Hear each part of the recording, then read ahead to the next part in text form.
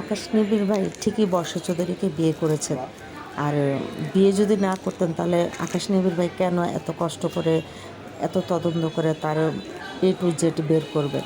আর উনি যা বের করেছেন সব কিছু সঠিক এবং সত্য।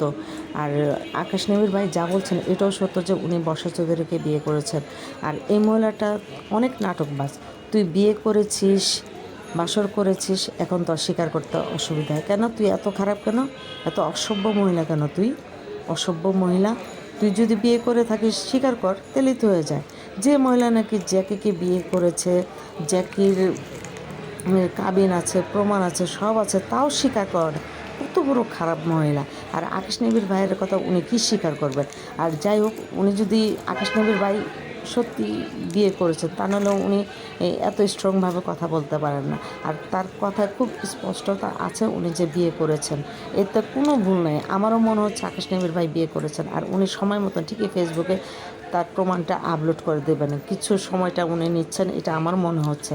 আর বর্ষা চৌধুরীর কথা কি বলবো, এই মহিলাটা এত অসভ্য, এত অসভ্য, এত অসভ্য যে নিজের জানের প্রতিও মায়া নেই। এত নাটকবাজ মহিলা, এত মিথ্যা কথা বলতে পারে, নিজের জানকে ক্ষত বিক্ষত করে দিচ্ছে, তারপরও মানে স্বীকার করতে রাজি না উনি আকাশ নিবিড় ভাইকে বিয়ে করেছেন। কেন তোর এত নাটক করার দরকার আছে? তুই বিয়ে করলে বল হ্যাঁ করেছিস, শেষ।